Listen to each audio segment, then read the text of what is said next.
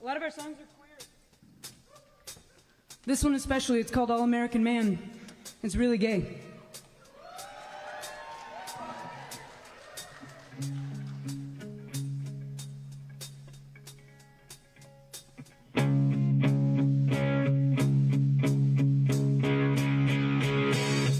I was born a perfect model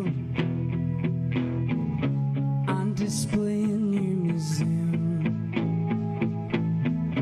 Wanna crack open my skull, but you don't like what you see. Hand-me-downs from family. I wonder, do you ever think of me?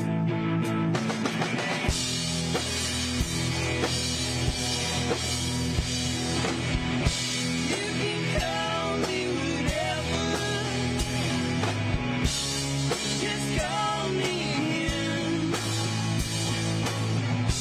I will love you forever, whatever shape that I'm in. My happiness where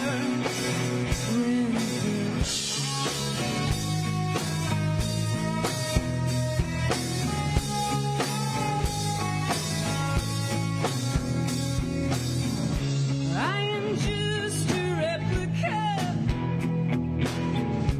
all American man. Stare directly into the sun, but it don't make me sad. Like Giuliard in the sand. I know you're crying out at me.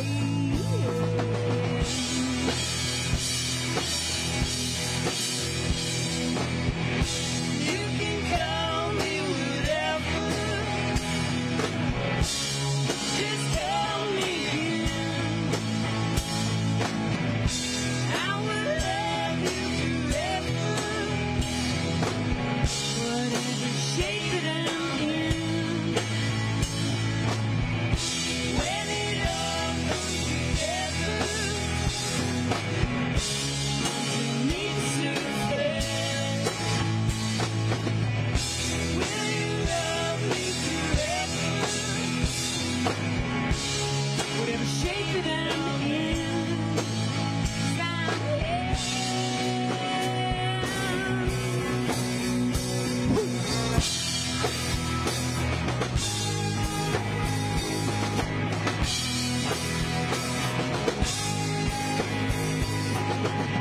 I lost myself again. I'm just an alien. You had it again, out in the dark.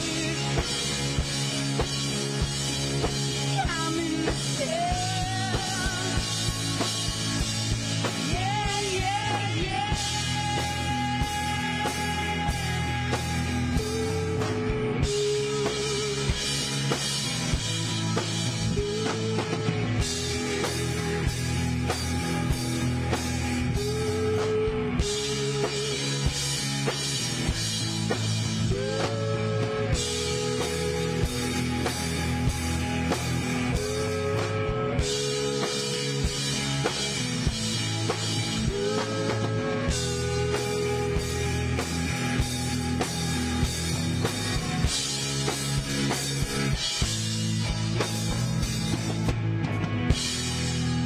Thank you so much. We've been Rodeo Boys. Thank you.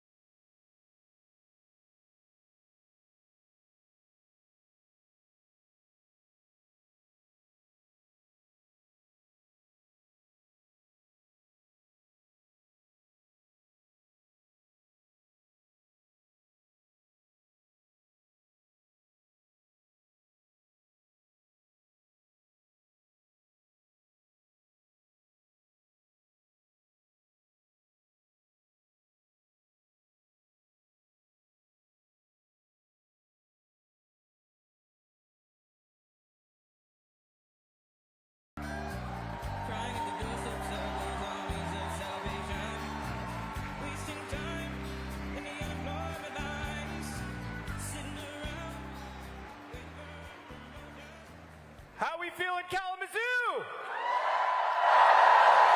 Who's ready to fight some oligarchy? I said, who's ready to fight some oligarchy? Kicking off the speaking program this evening, she has been a registered nurse for more than 10 years. She's the vice president of OPEIU Local 40 RNs, a proud negotiations team member, precinct delegate, and lifelong Michigan advocate. Please put your hands together for Danielle Giuliard.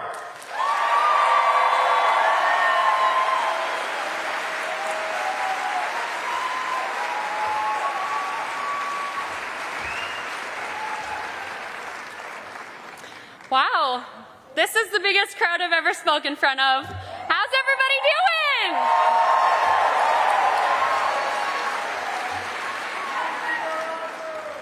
My name is Danielle Giuliard. I'm a proud mom to 2 future activists, Vinny, who's 5, Gigi, who's 3. I'm here with my loving husband, Dave, my sister all the way from Wisconsin, and coworkers and supporters from Rochester and Macomb. There is no better place to be than here with all of you supporting Abdul and Senator Bernie Sanders.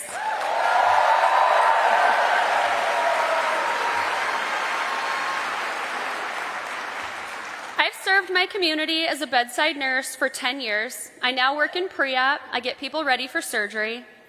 Through constant changes in healthcare, we have always put patients first.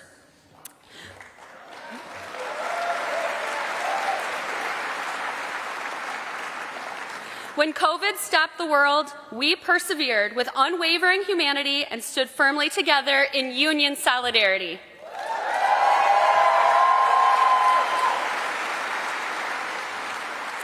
Our union, OPEIU Local 40, represents nurses and radiology techs at Henry Ford Rochester Hospital. We represent nurses and medical service group members at McLaren Macomb Hospital.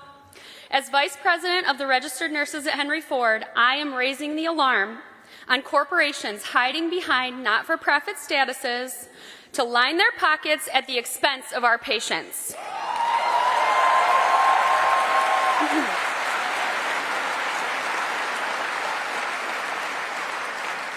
Safe nurse-to-patient ratios are not optional, they are necessary and life-saving. Yet not-for-profit hospitals spend millions of dollars on lobbyists to fight safe staffing laws and millions more dollars to try to break our unions.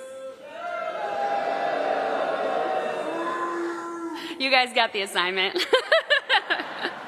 This summer, more than 1,000 of our members went on multiple strikes for safe staffing and against unfair labor practices by big hospitals.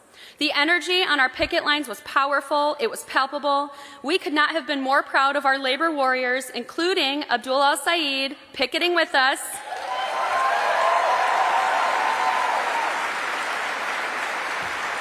And rising up for working people. Meanwhile, Donald Trump's direct attacks on workers and patients are clear. Weakening the National Labor Relations Board and pushing the so-called big bad bill.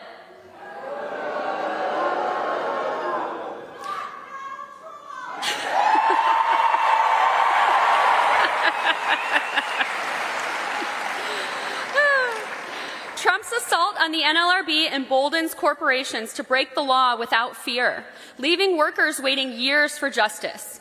And the big bad bill threatens our hospitals, our rural hospitals, Medicaid coverage, and the health of Michiganders. All while CEOs like McLaren's Philip Incarnati pocket $10.8 million salaries. We say patients over profits.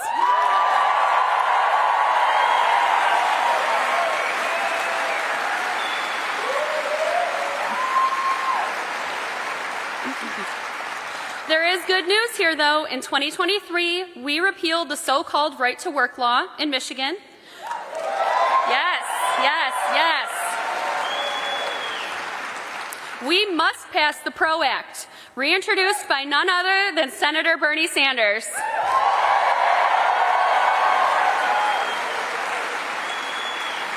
We must ban so-called right-to-work, We must impose real penalties on law-breaking corporations when they're convicted, and we must guarantee automatic recognition of unions with majority support.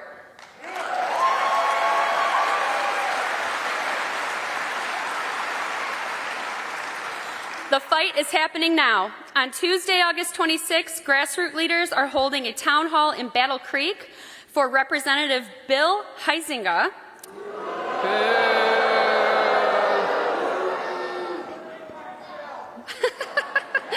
Demanding accountability for his yes vote on Trump's big bad bill. On Labor Day Monday, September 1st at 9 a.m., hundreds of union members, including myself, will march through Detroit, ending at Roosevelt Park at Michigan Central Station with a rally for change.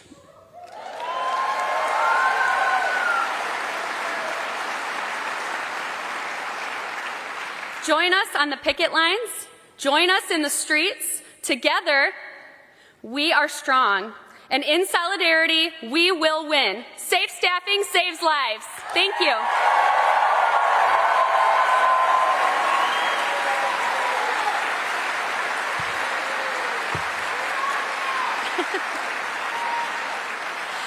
It is my honor to introduce the next speaker. He is the business manager of the West Michigan Plumbers, Fitters, and Service Trades Local 174, Ryan Bennett.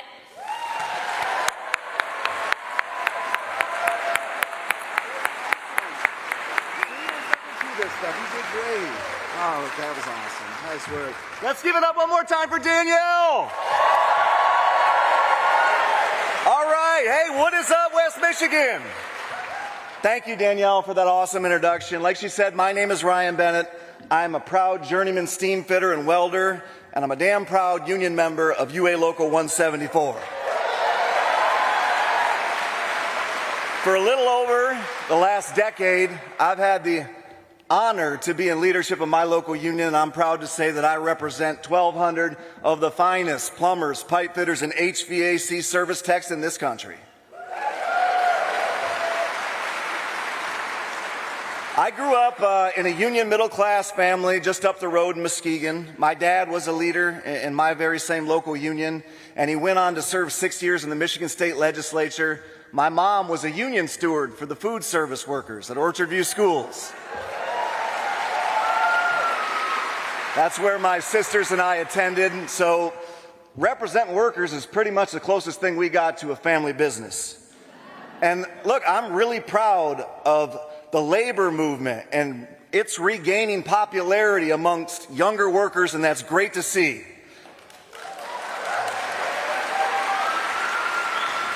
Because in my opinion, there's no quicker path to the middle class than a united workforce, a collectively bargained agreement.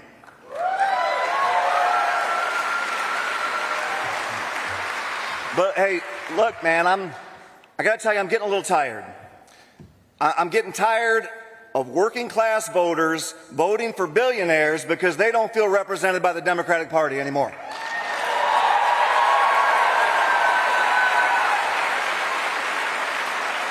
And I'm getting tired of old heads with all the money in this country using any blip in the economy to raise prices and to stagnate wages.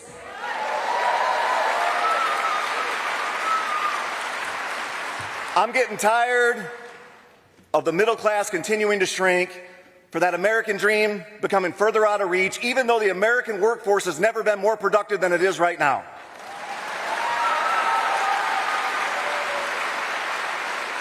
I'm getting tired of politicos and pundits telling me who won't get elected because of how they look, who they love, and how they worship.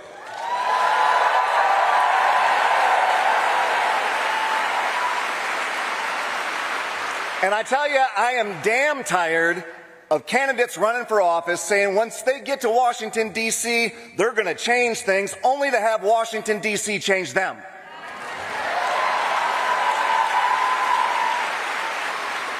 But hey, it doesn't have to be this way, right? But look, change isn't easy.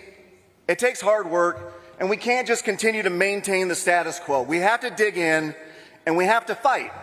We need grassroots organizing, and God bless y'all for coming here on your Saturday. Give yourselves a round of applause.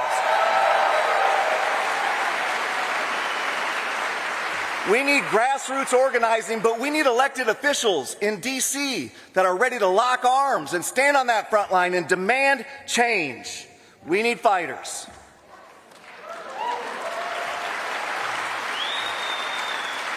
So I first met our next speaker when he ran for governor back in the day, and I tell you what, I was immediately impressed. He's articulate, he's compassionate, and he's unafraid. He and I served together on Team Bernie back in 2019, and I know that he will be the fighter that we need in D.C. Look, y'all,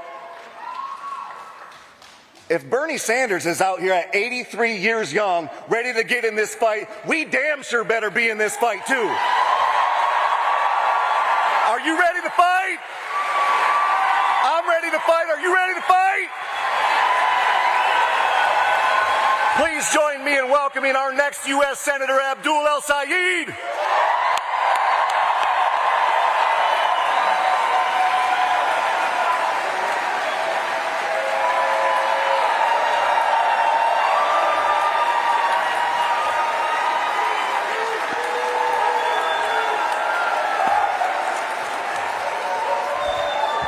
Thank you. Thank you. Thank you. Kalamazoo, you fired up? That's what I like to hear.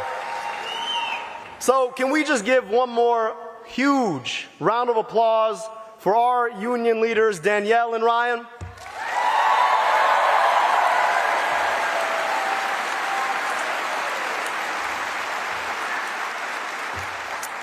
So I just want to know who I'm speaking to today. Let me just ask a couple questions.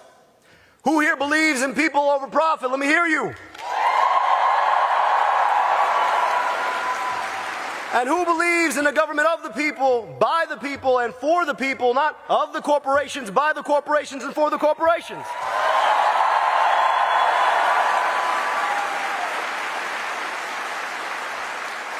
And who here knows that when we fight, we win?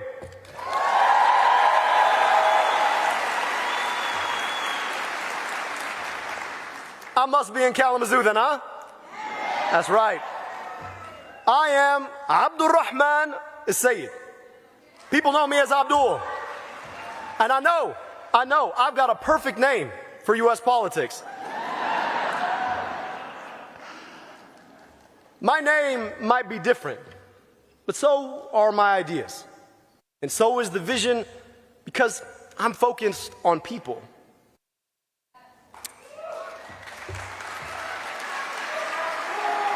Let me say that again. My name might be different, but so is our vision, because we are focused on the people.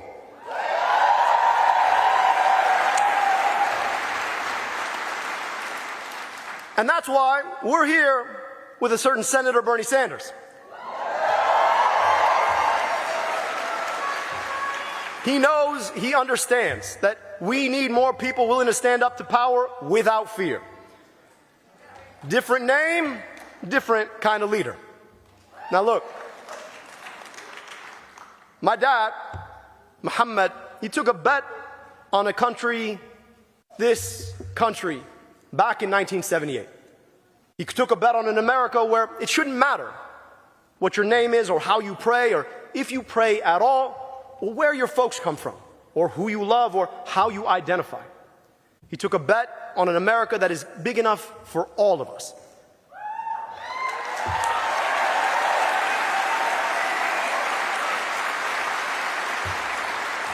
And I was raised by my father, Muhammad, and my stepmom, Jackie, a daughter of the American Revolution from about an hour away from here in the very heart of Michigan, Gratiot County. The thing they shared in common, a love of science and engineering and using their skills to help people. Growing up in that home, I knew from a pretty young age that I probably wasn't going to be anybody's engineer. I wanted to be a doctor. And let me explain why. See, on late summer days like this, I'd often find myself in a cottage on a lake in the heart of Michigan. But that was after spending so much of my summer in Egypt. As a teenager, I'd get shipped off to Alexandria, where my father was raised in a one-bedroom apartment just a stone's throw from a fish market where his father sold vegetables. His mother, my Teta Suad, was the wisest, most intelligent person I have ever met. But she never got to go to school. She raised 6 kids in a one-bedroom apartment of 8 to whom she gave birth. 2 of them passed before their first birthdays. They were an aunt and uncle I never got to meet, siblings my father lost before he turned 5. I'd spend most of my time in Egypt with my Teta Suad, and though she never got to go to school, hers was the school of life, where she learned about the moral lessons that even the most studied folks too often fail to learn. You can imagine me walking into that apartment, my hat backwards with my American kid swagger, and she's sitting me down. Habibi, right here. You can imagine her. Points to one of my cousins. That one is smarter than you. Points to the next one. I don't have to tell you, is taller and better looking. Points to a third one. Nicer, kinder hearted. 4th one's more athletic. 5th one works harder than you do. By the end of it, I'm like a puddle on the floor with a hat. By the end of this, I'm like, Teta, what do I have going for me? She's like, Habib, you have the best thing of all. I was like, what's that?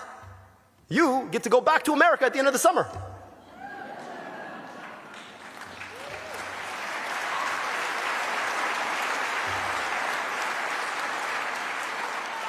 She was teaching me about opportunity. You can imagine, with that name, people like to question my love for this country.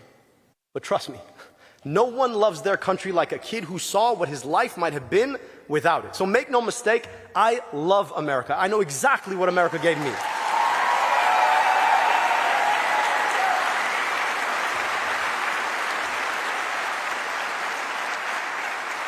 I got vaccinated against diseases that killed my aunt and uncle. Incredible public schools. I'm a Michigan kid, football captain, lacrosse at U of M. I even got my med school paid for by a public agency at the NIH. But I love America enough to call her to be better.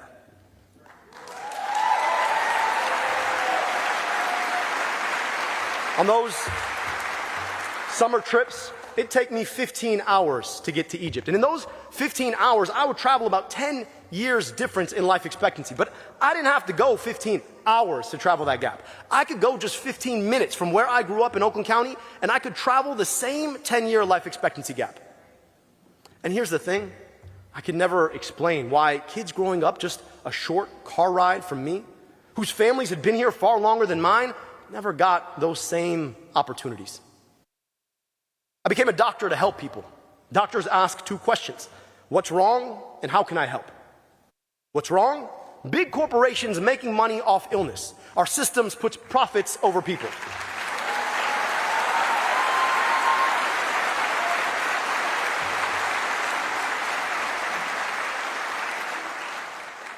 I learned pretty early in my med school career that the answers to what was wrong had a lot less to do with all that physiology I spent all that time studying, and a lot more to do with pathologies in our politics. Do you get to breathe clean air? Do you get to drink clean water? Do you get to walk in your local community without being victimized by a neighbor or the state itself? Can you afford the groceries that have the micronutrients that will grow your brain, or just the ones that have the macronutrients that grow a belly? Can you even see a doctor in the first place without having to worry about falling into medical debt? And as I kept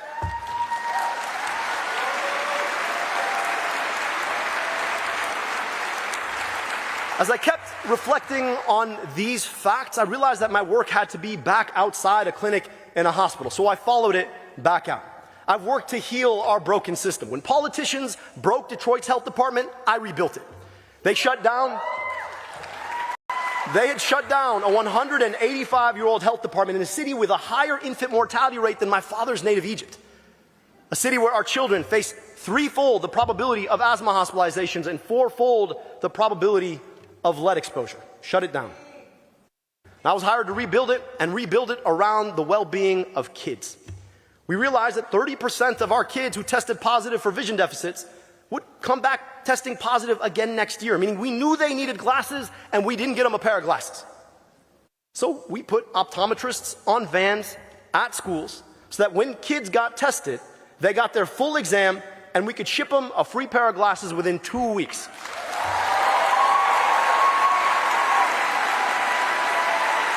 That program that we brought to the city of Detroit for the first time has since delivered 50,000 pairs of glasses across the state. And I'm never going to forget the first moment I heard about what was happening in Flint. And the immediate thing I kept thinking was that our schools and the state of our schools might mean that our kids could be exposed to the same lead we were hearing about in Flint in the place where we systematically concentrate them most of the day, most of the year.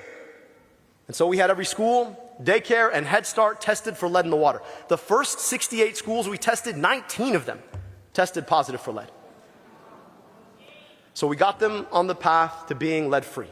And I got to work with folks like Dr. Mona, who broke the Flint water crisis, to help rewrite lead policy for our state.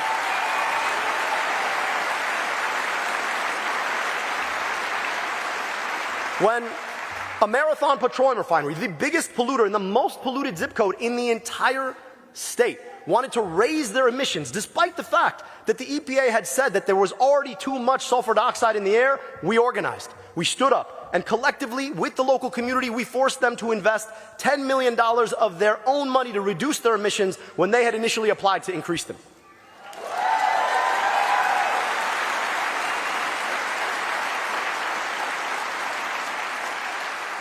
When kids needed glasses, we got them glasses, took on lead, made government work for people. I went on to run Wayne County's health department.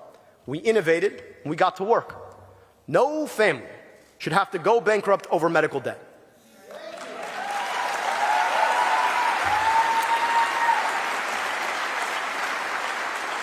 In fact, medical debt shouldn't exist.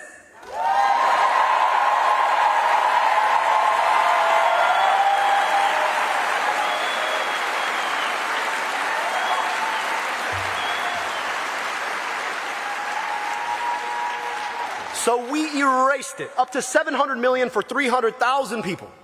When people were dying, we got Narcan onto our streets to save lives. We put free Narcan in 100 places. We took on big insurance and helped people. We did it because it was right.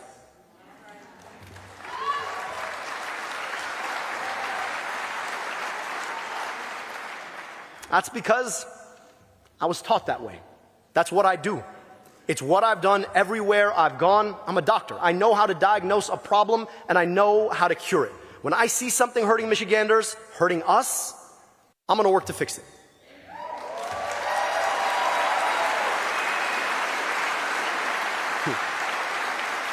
Now look, I know I'm running for U.S. Senate, but I've been to the U.S. Senate before. And the last time I went to the Senate, it was to testify about the work that we were doing in Wayne County under the summons of one, Senator Bernie Sanders.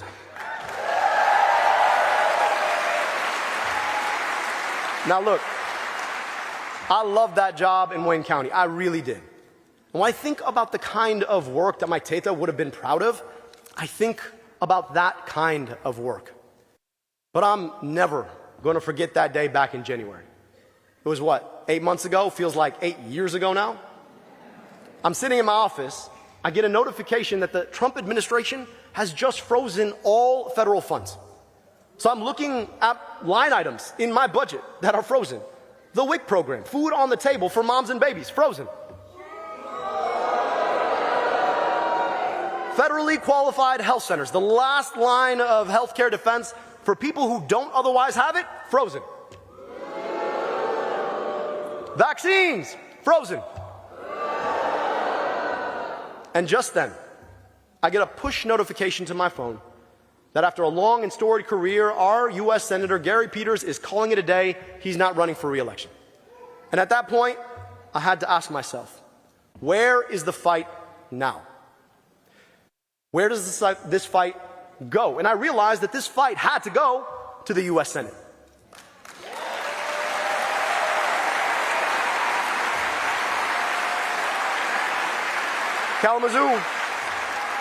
I'm going to tell you what you all already know, that in the history of our country, there has never been a president who is more dangerous than this one. He cheats, he steals, he's openly using his office to enrich his own family.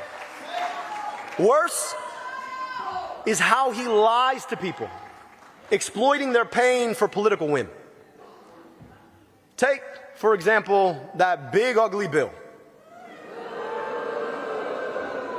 He's gutting Medicaid, a move that'll destroy hospitals in local, rural, and urban communities alike, robbing millions of their health care. Why? To pass a tax cut for billionaires. And he's forcing our children and our children's children to pay for it in the form of $3.5 trillion expansion of the federal debt.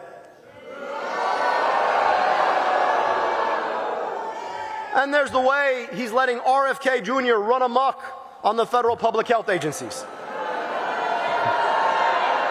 Yo, in case it's not obvious, you probably shouldn't put a guy who goes swimming in Schitt's Creek over the nation's health.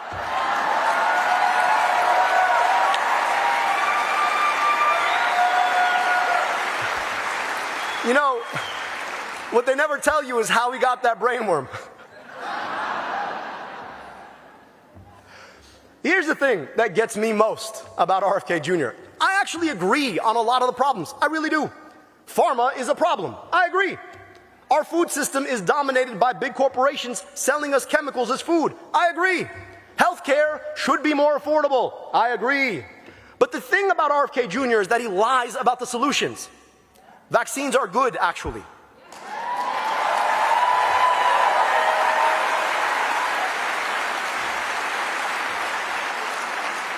And even though he gets some of the problems right, he's too much a coward to actually take on the corporations who created them.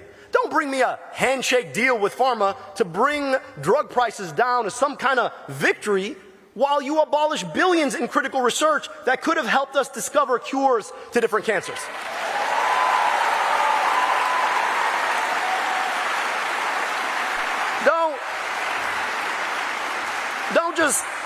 Don't just ban red dye when you know the biggest issue with our food is the lobbying of huge megacorporations.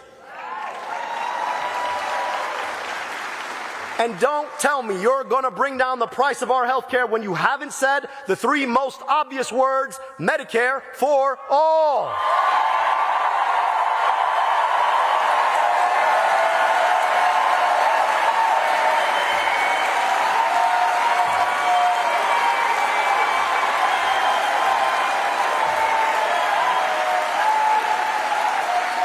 Nope.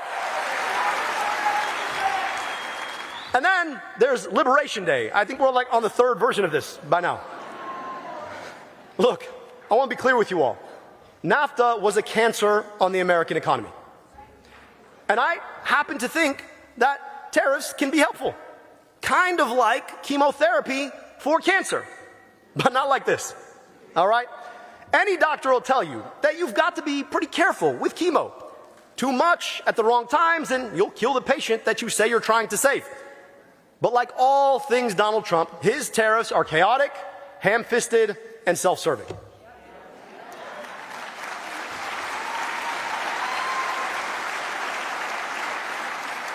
Trump is not serious about protecting American manufacturing. He's serious about using us. Trump only cares about CEOs who will bend the knee for sweetheart deals while the rest of us suffer through the inflation he's making worse.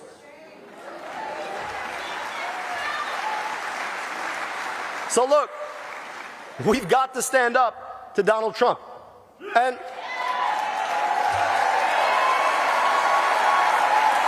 I'll tell you this. As a kid named Abdul, you can imagine I've met my fair share of bullies. And you can go ask them how that went. I got receipts, y'all.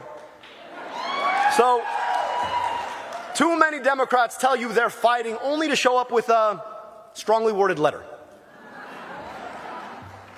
We need Democrats who have the courage to stand up to the power brokers in our own party, let alone Trump and his goons.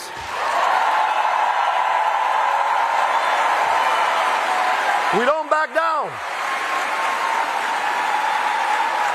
We don't back down. We don't back down. With all due respect, if they go low, we don't go high. We take them to the mud and choke them out.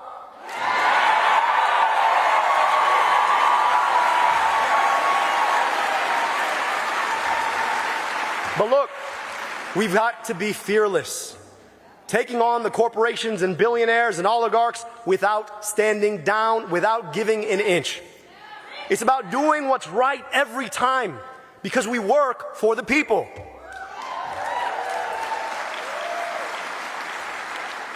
I've been at this now for about 10 years, and I've taken on big corporations, big insurance, big pharma, big everything.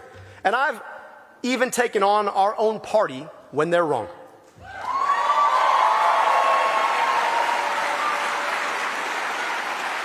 Now, the billionaires will lie to us, and they'll lie about us. Let me say that again. The billionaires will lie about us to try and stop us, but it won't work. They attack anyone who wants to take on the powerful. They attack anyone who wants to fight for the people. They attack anyone who wants to change anything. Just ask Bernie. But we can stand up to their attacks together and take on the oligarchy.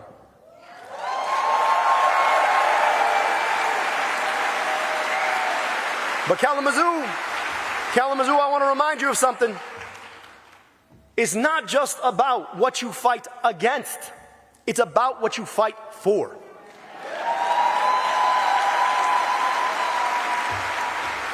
I'm getting to see all your incredible faces, and I see some familiar ones. And y'all might remember I ran for governor back in 2018. I'm grateful to all of you who supported us then. And I said something at the time, though, that folks weren't quite ready to hear, which is this. Trump himself is not the disease of our politics. Donald Trump is just the worst symptom of the disease of our politics.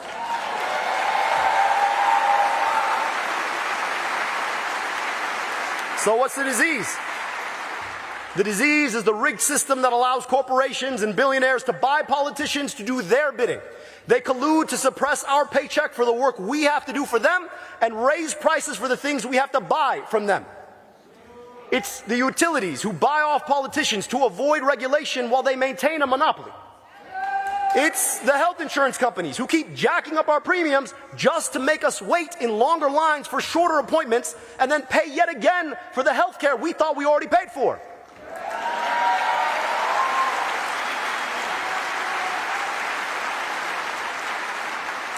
So this is a campaign to do 3 simple things, and I'm going to give you a bonus fourth.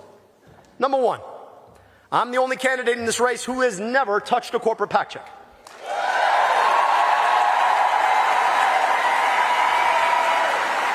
Never have, never will. Our values shouldn't be for sale.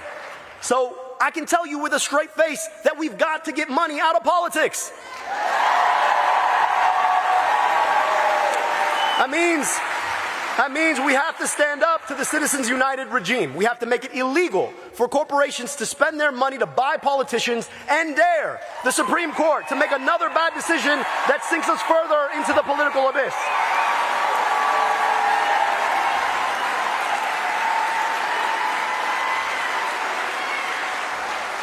Number 2, we've got to make life easier for people, make it more affordable. We need to take on the corporations that take too much of our paychecks. We've got to put money back in our pockets.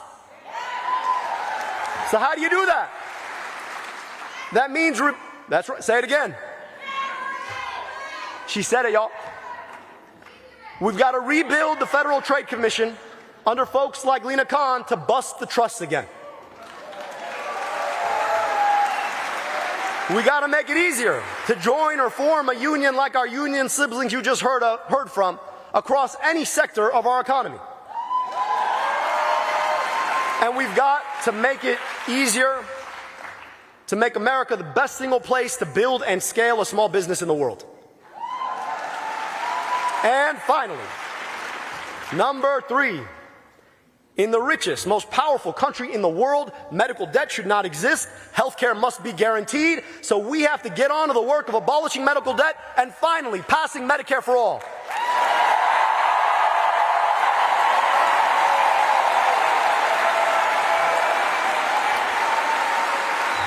Pretty simple. It's pretty simple. money out of politics, money in your pocket, and Medicare for all. So I'm going to try something here, all right? When I say one, you say money out of politics, all right? And when I say two, you say money in your pocket. And when I say three, you say Medicare for all. Y'all ready with me? One. Two. Three. I love it.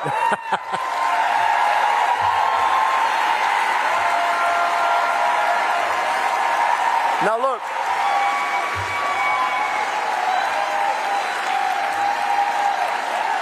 Now look. I gotta be honest with you all, and you know I had to talk about it. Because we live in an era where our kids' schools are crumbling and our literacy rates are tumbling. So maybe we should be using our taxpayer dollars, I don't know, to build schools for our kids rather than sending blank checks to foreign militaries to drop bombs on other kids in their schools.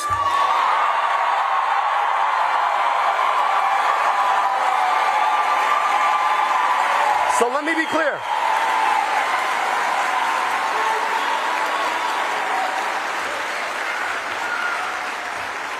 We need an end to the genocide in Gaza.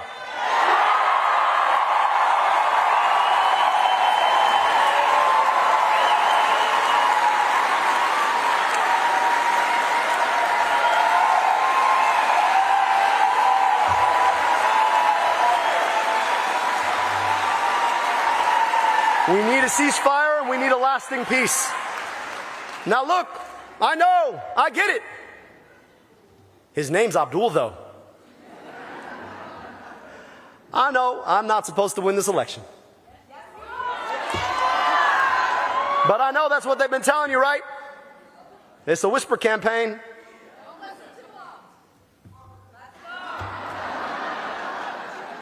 But here's the thing. This election, it's not actually about me or my name, all right? It's not even about just one Senate seat. This election is about whether or not we together are willing to take that same bet my dad took almost 50 years ago. A bet on this country, a bet on each other. Are we willing to reach across the divides they tell us that we can't cross? Are we willing to reach across geography and race and ethnicity and faith and gender and identity to build the kind of America we all need and deserve?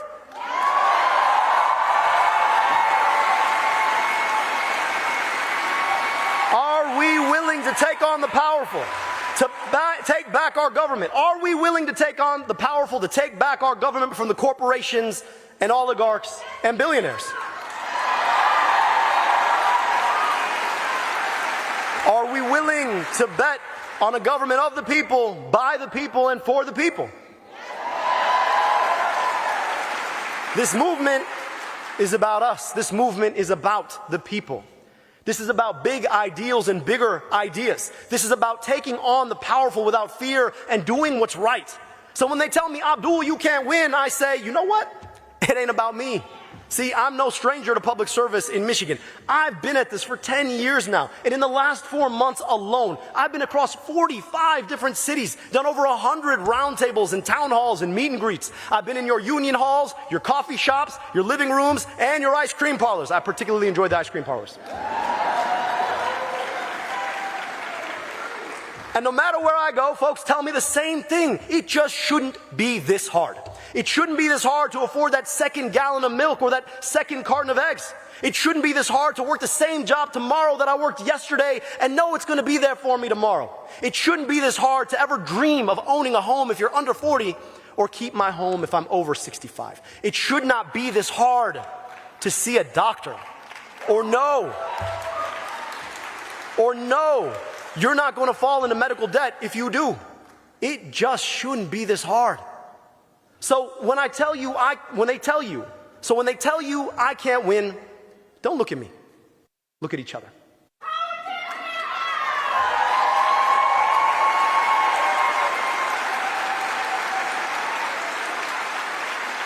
Look at each other. Look at all of us, people from all over the state who've spent far too long being locked out of our own politics.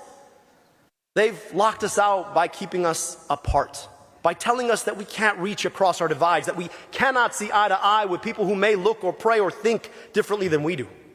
But all of us who've got to go to work again on Monday know that when that alarm strikes, it's calling us to the same toil. And it shouldn't be this hard to afford the basic means of a dignified life when we come home. In Kalamazoo, we can't have nice things. All right? But only together. So here now, I'm calling on all of us to reach together for those things, to hold each other in the work and in the toil, to believe in the kind of America we can build together, to believe in each other. If we do that, not only will we win this race, Kalamazoo, but we'll win the future we deserve. I'm Abdul and I'm running for U.S. Senate because it shouldn't be this hard, and together it doesn't have to be.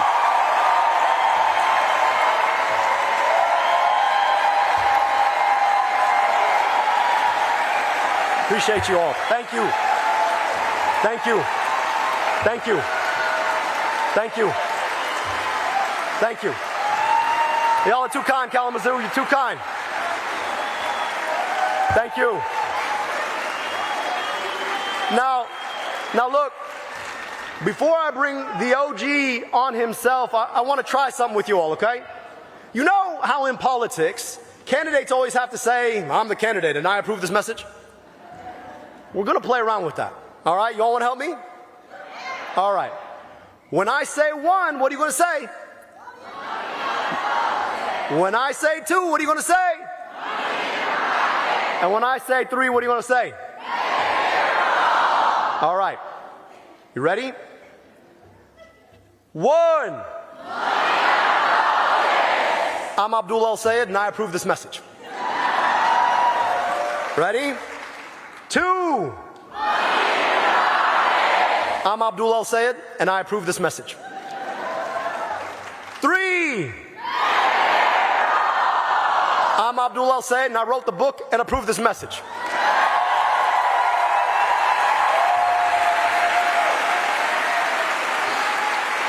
We're going to do one more. I'm not going to say numbers. I'm just going to use my hands. Y'all ready?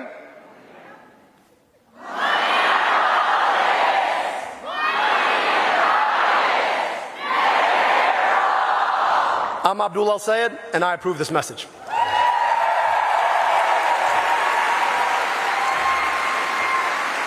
All right, y'all. I want to tell you, I got the opportunity to meet the gentleman you're about to hear from back in 2018. He'd been somebody I looked up to for such a long time because of his clarity and consistency and honesty. And I remember just before we did a rally very similar to this one, I asked him what his advice for me was. He said, Abdul,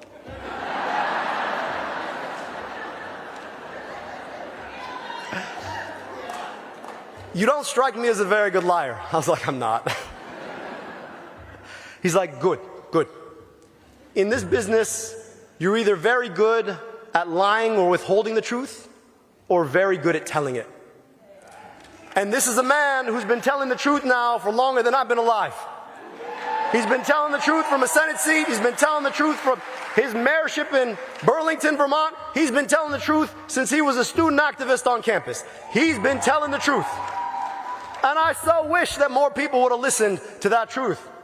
Bernie would have won, y'all.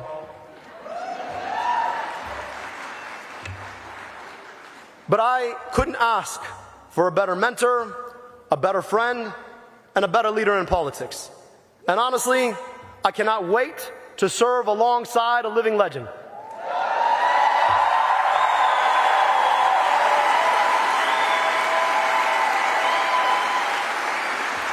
So my friends, Kalamazoo, let's bring up the OG himself, Senator Bernie Sanders.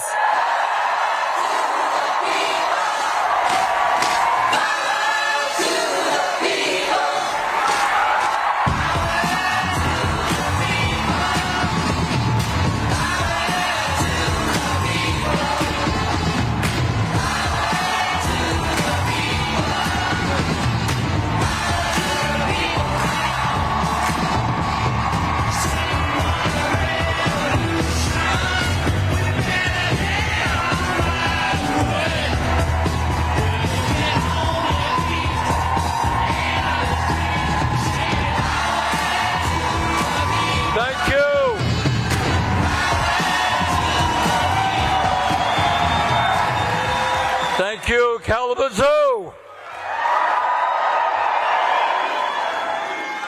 See, the reason, no.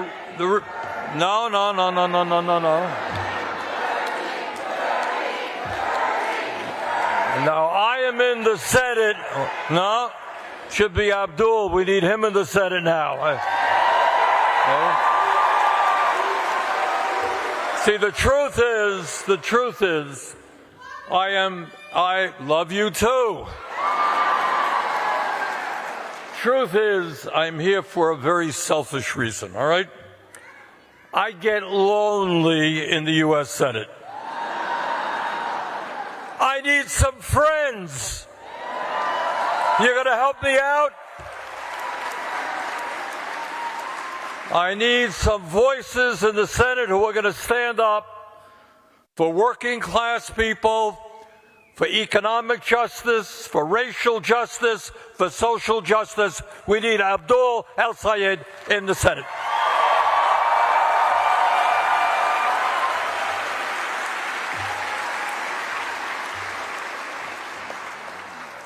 What I want to do this evening, in addition to urging you to elect Abdul, is to beg of you in this unprecedented and difficult moment in American history to go outside of your comfort zone and to think outside of the box. If there was ever a time in the modern history of this country when the American people had to stand up and take on, and I'll give you some good news there. I've been all over this country. And what I can tell you, in rural areas and in urban areas, the American people will not tolerate oligarchy, will not tolerate authoritarianism, will not tolerate kleptocracy, and will not tolerate the continued war against the working class of this country.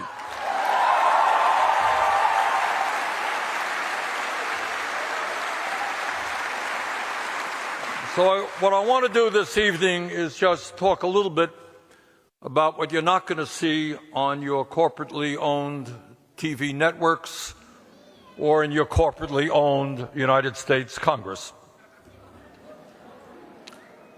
So let's talk about reality. Let's talk about what's going on in the lives of working people in Michigan, in Vermont, and all over this country.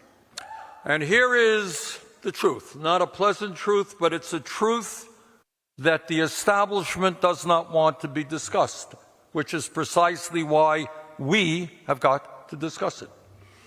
In America today, we have more income and wealth inequality than we have ever had in the history of the United States of America. And it is an obscene level of inequality. And what I'm going to tell you, one of the things that the establishment does and what media does and what the culture that the oligarchs create does is they tell us what we should be outraged at and what we should accept or think it's not a big deal, right? Well, I happen to think that it is a very big deal, that it is a moral and economic outrage that one person in this country, Mr. Musk, owns more wealth than the bottom 52% of American households. That is an obscenity. That is not what this country is supposed to be about. But it's not just Mr. Musk. You got the top 1% owning more wealth than the bottom 93%.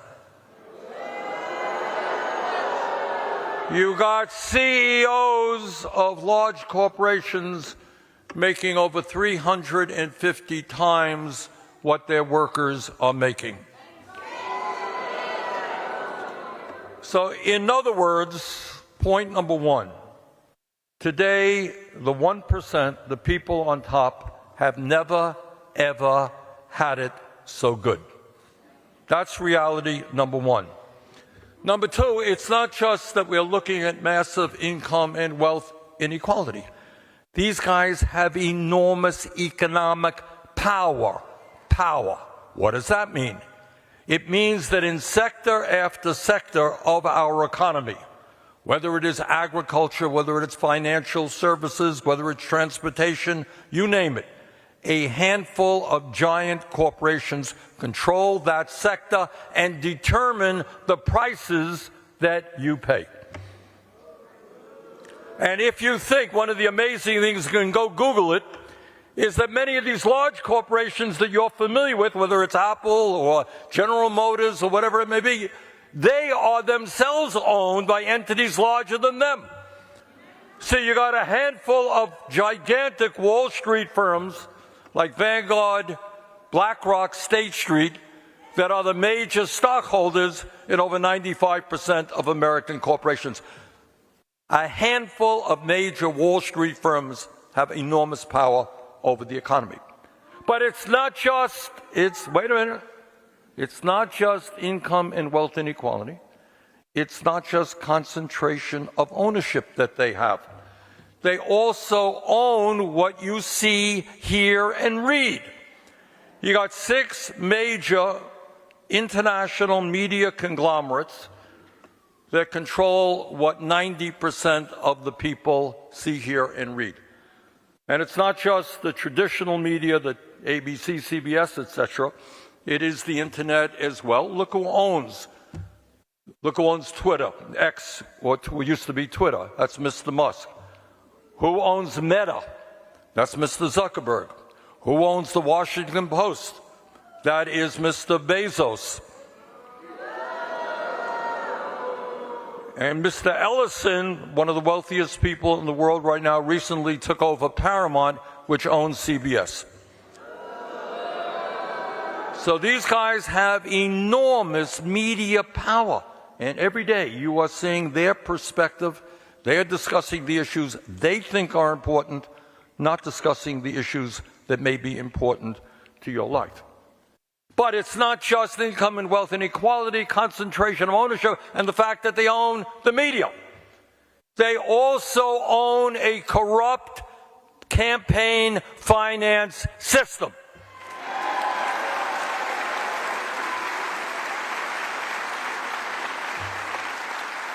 And I know Abdul was just talking about it, but there is no political issue of greater importance than the need to overturn this disastrous Citizens United Supreme Court decision.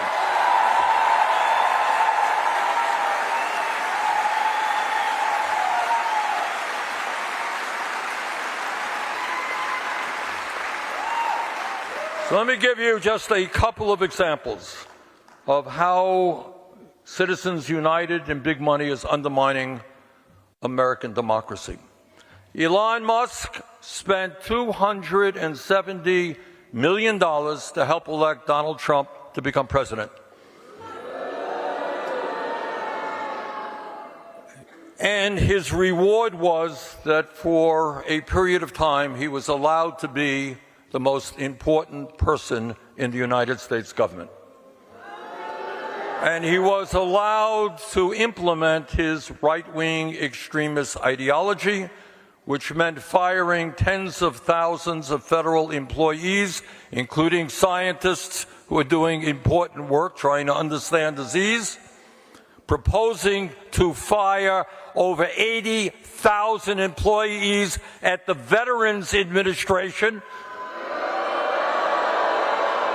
a real way to say thank you to the men and women who put their lives on the line to defend us, firing thousands of workers at the Social Security Administration, breaking the federal unions. All right? So if any of you want to become an important person in government, all you have to do is find a candidate, raise $270 million, and you're in business. But between you and me, I don't think that that is what democracy is supposed to be about.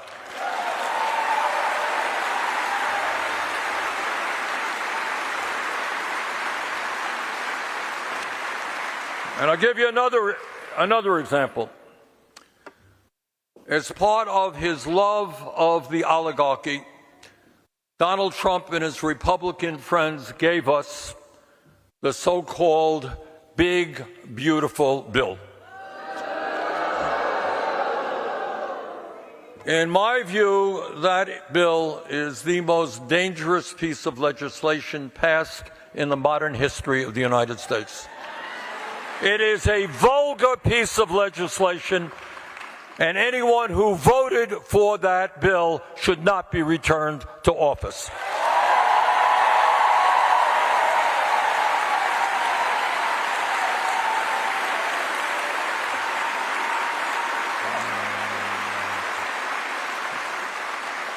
At a time of massive income and wealth inequality, that bill gave $1 trillion in tax breaks to the 1%, $900 billion in tax breaks for large, profitable corporations.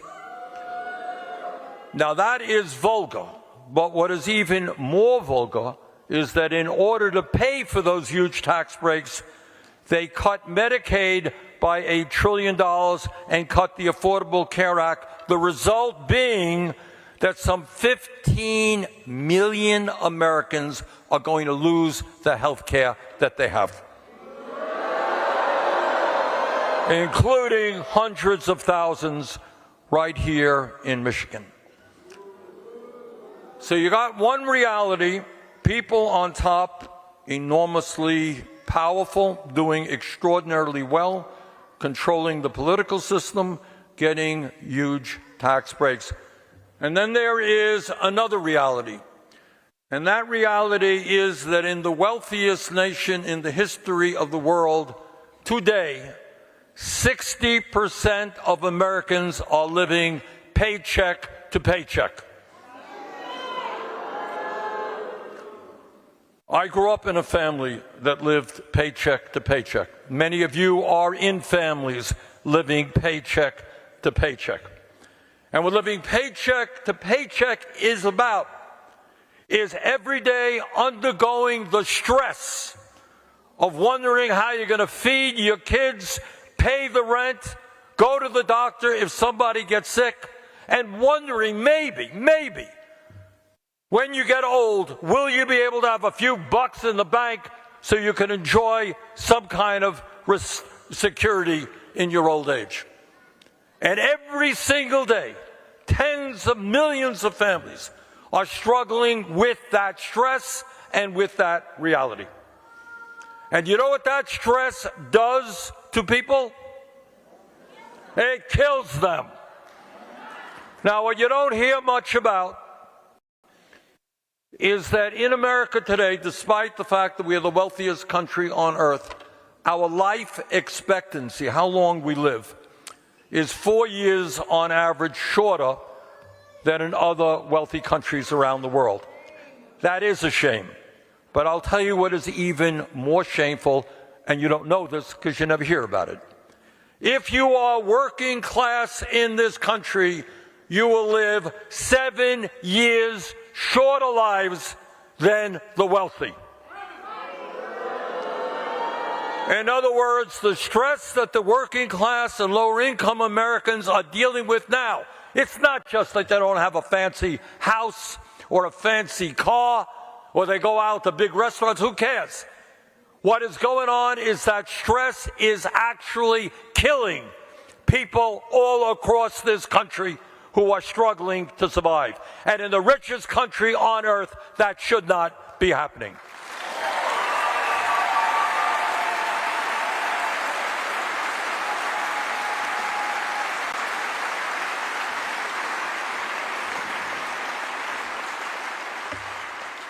So our job, it seems to me, is to do what the American people want us to do. And that is to take on Trump every step of the way.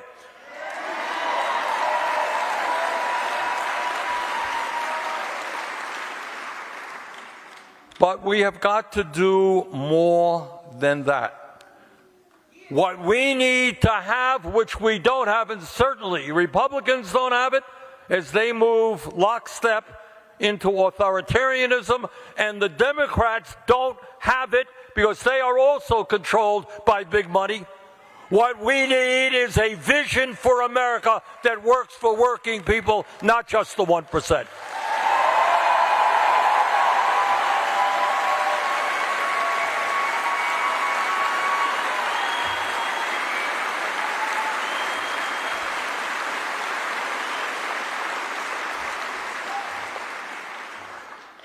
The point that I want to make, when I make this over and over again, I hope I drum it into people's brains, is in this country, the richest country on earth, there is nothing that we cannot accomplish. Now, if we were sitting in a poor country, if you're in Haiti, in a poor country, and I would tell you all the things that I think should happen, people say, Bernie, we can't do it. We're a poor country. We are not a poor country. And it's time we started thinking big, not small.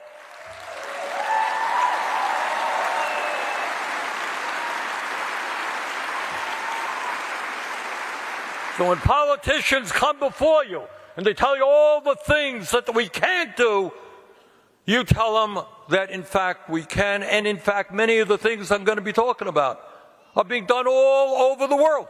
How many of you know that there is only one major country on earth that doesn't guarantee health care to all people as a human right? You're living in it. Now think about it.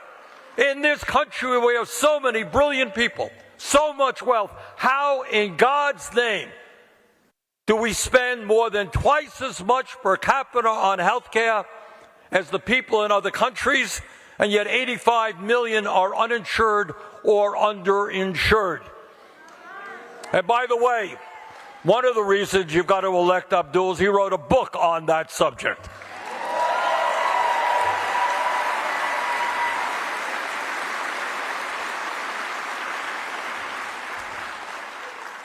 Health care is a human right, not a privilege.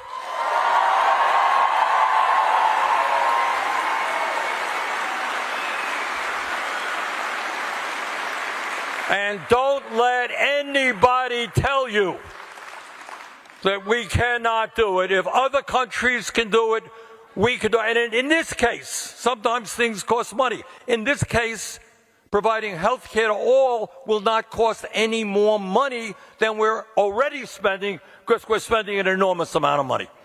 All right? The issue here is deciding whether we have a health care system that guarantees health care to all people, or that we continue a system whose function is to make huge profits for the drug companies and the insurance companies. That's the choice we have to make.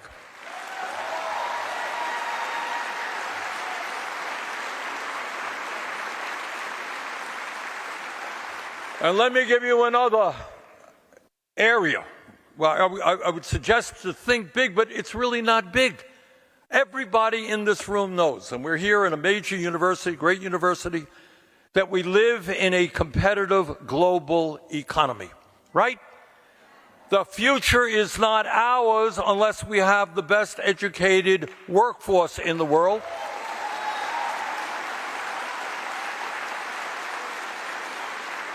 Democracy does not thrive unless you have a well-educated public and critical thinking.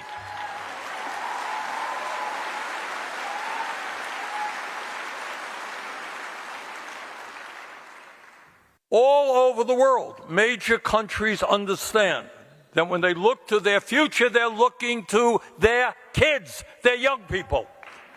And I get a little bit tired of seeing politicians standing in front of the flag telling their constituents how much they love America. Well, if you love America, you love the children in America.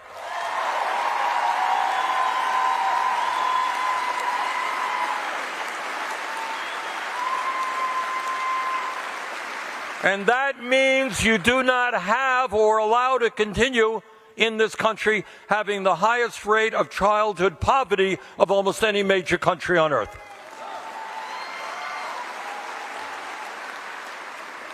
Every child psychologist in the world will tell you that 0 through 4 are the most important years of human development intellectually and emotionally.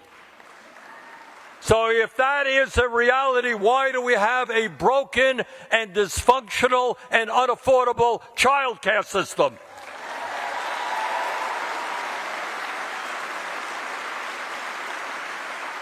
Why are child care workers in some cases paid lower than McDonald's workers? Why do we have an education system where in my state, in rural areas, and this is true all over the country, starting teachers often with student debt start off at salaries of $40,000, $42,000 a year? Why is it? Why is it? And this is really quite amazing. 60 or 70 years ago in America, believe it or not, major colleges and universities were tuition free. Do you all know that? University of California, City University of New York, tuition free. How in hell's name have we reverted over 60 or 70 years to a situation where kids are graduating college $40,000, $50,000, $60,000 in debt?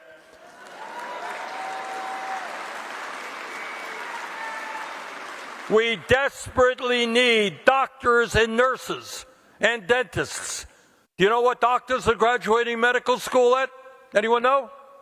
$500,000 in debt. And that is why, among other things, I brought forth legislation that would make medical school and nursing school and dental school tuition free.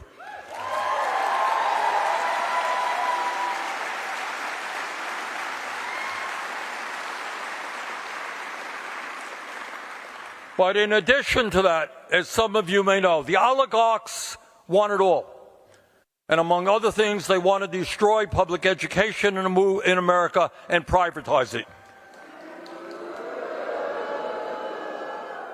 Our job is to strengthen public education. And one of the ways you do that is by paying our teachers a living wage at least $60,000 a year.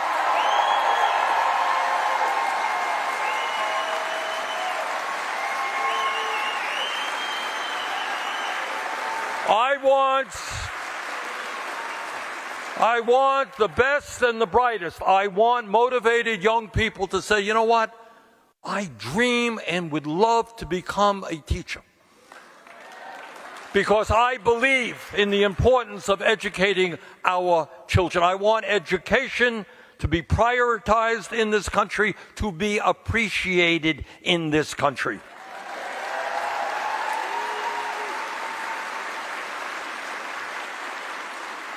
Trump and his friends want to destroy higher education. I want to make public colleges and universities tuition free.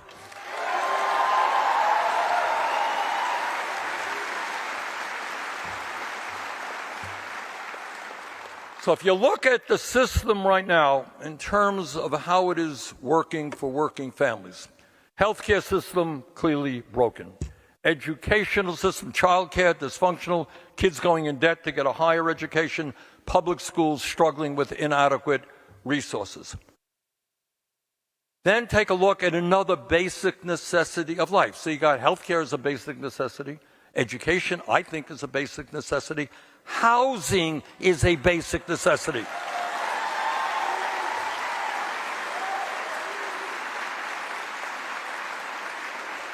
So you got a healthcare system is broken, an education system is broken, and you got a housing system which is totally broken. In America today, again, you know, one of the things we get used to these things, but there's some 800,000 Americans now who are homeless, including a number of people who are actually working.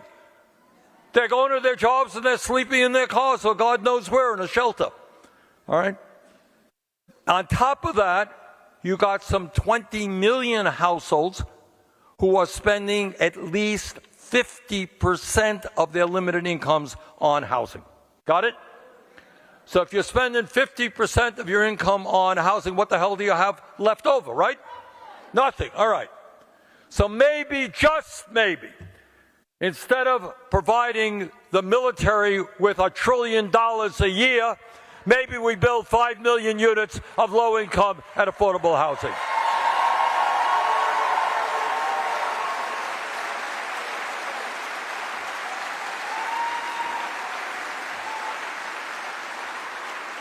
And when we talk about workers in America, let's understand that we have millions of workers who are working for starvation wages. And one of the great embarrassments in Washington right now is that we have not raised that minimum wage for a very long time. It stands, if you can believe it, at $7.25 an hour. Time now is to say that if you work 40 hours a week in America, you're not living in poverty. Raise that federal minimum wage to at least $17 an hour.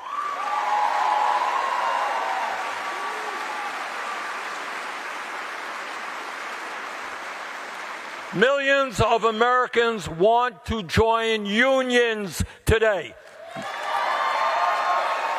And I know Michigan is one of the great union states and great union history right here. But right now, many workers who would like to join unions cannot do that because of the illegal behavior of their corporate bosses. That's why we've got to pass the PRO Act to punish companies that act illegally when workers are trying to form unions.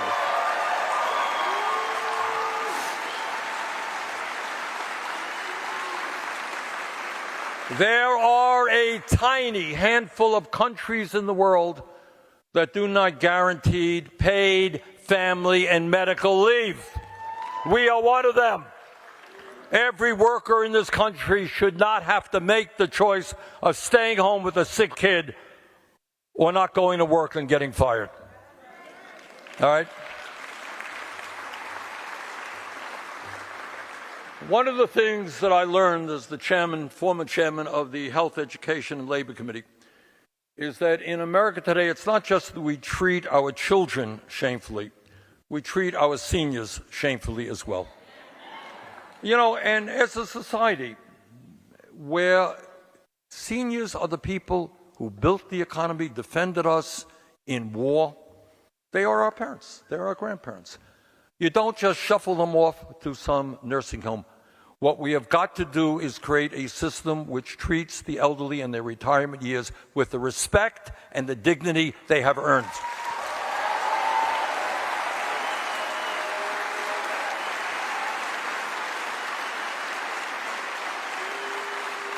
So what does that mean? What does it mean?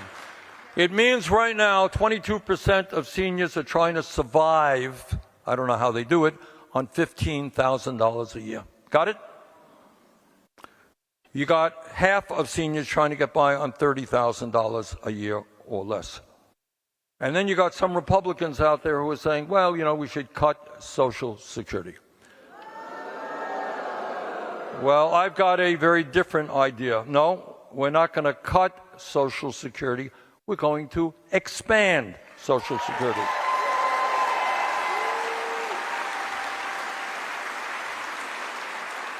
And we're going to do that by lifting the cap on taxable income.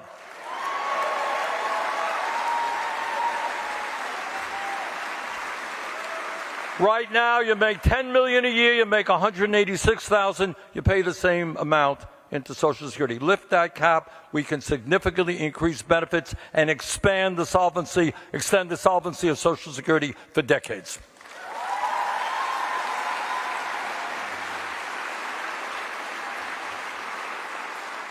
So I say all of these things, and there's much more. Clearly, climate remains a huge issue. You got a president of the United States who insanely thinks that climate change is a hoax. You and I know that it is an existential threat to our planet. And you and I know that we can create millions of good-paying jobs transforming our energy system away from fossil fuel, working with countries all over the world.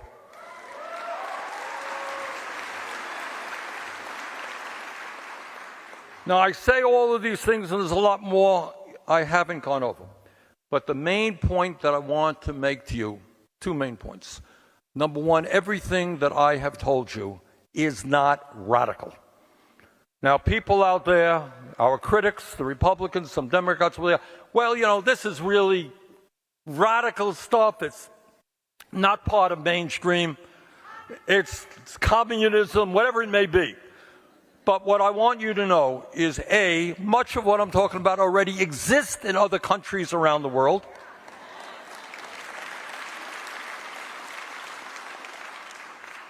And number two, that in the wealthiest country in the history of the world, this is all achievable. We can do these things.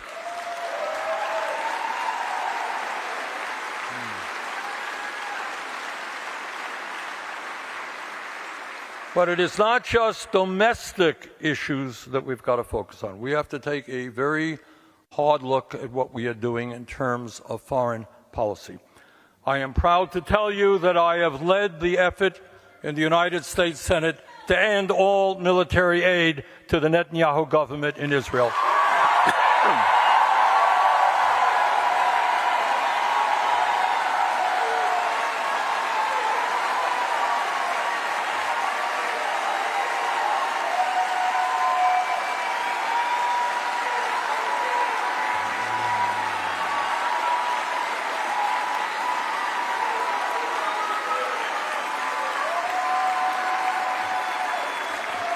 This is one clear example where Washington, is way out of touch with where the American people are. This is clearly a moral issue. I mean, this would be a horror under any circumstances. Over 60,000 dead, 140,000 wounded, mostly elderly, women, children. 18,000 kids are killed. And now, starvation of children. It is criminal. Of course it's criminal. The issue here is not only that it is bad, we are paying for the starvation of children in Gaza. And I will tell you, this is not what the Democrats want, not what at the base. Now, I've gone all over the country, and the response I get is exactly what I am hearing from you. The American people do not want their taxpayer dollars going to starve or bomb children of schools.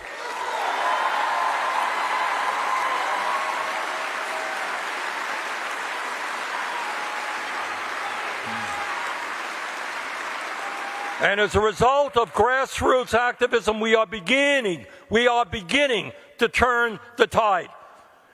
A few years ago, people proudly said, oh, I support AIPAC. AIPAC is funding me. People are not saying that anymore. You know why? Because AIPAC is, to a large degree, precisely behind the refusal of the Congress to act morally and responsibly. You take a hard look at any candidate who's taken AIPAC money, and you ask them whether or not they're going to stand with the children in Gaza or with big money interest here in the United States.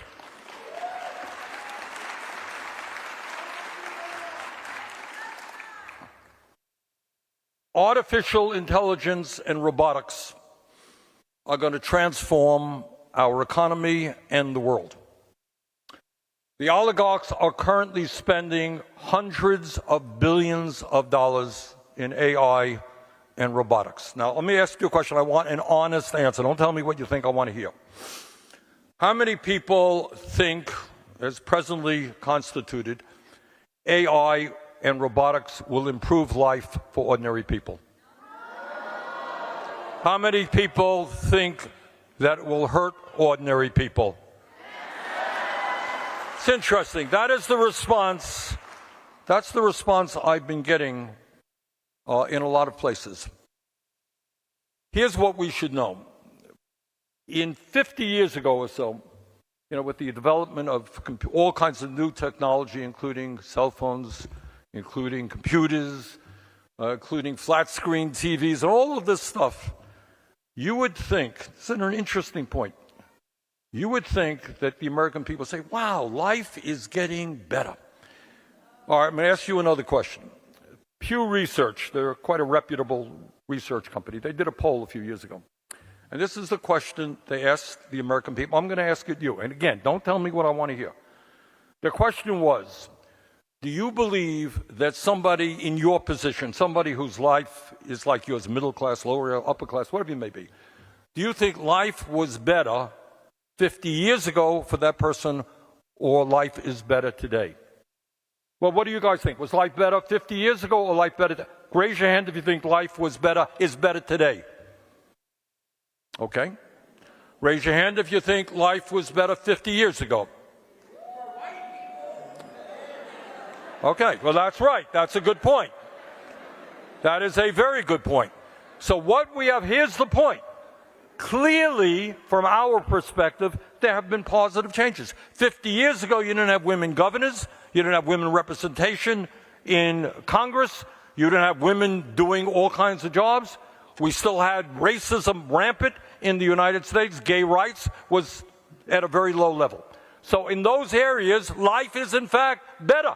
If you're black today, you can go out and get a job that you couldn't have gotten 50 years ago. If you're a woman, you can get a job you could not have gotten. Life is better.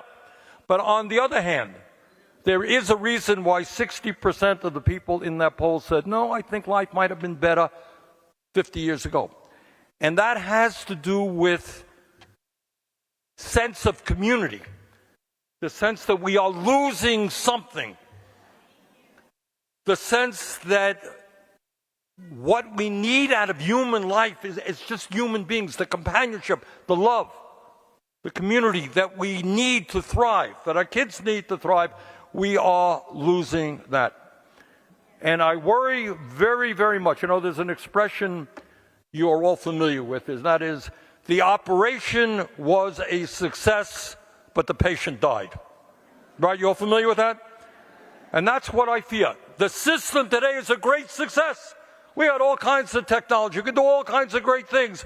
Unfortunately, it ain't working for ordinary people.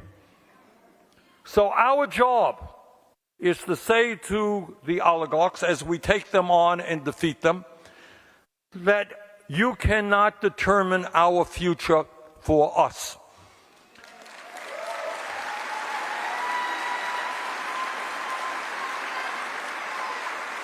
And right now in AI, as some of you know, to produce AI requires an enormous, unbelievable amount of water and electricity and energy. So people's electric bills are going to go up to pay for AI, and they go out and get a job, and it's not going to be there. Doesn't make a whole lot of sense to me. So we're looking at environmental issues in terms of AI. You're looking at the loss of jobs, and I worry very, very much about kids in schools and critical thinking, and whether or not kids will be learning how to use their minds.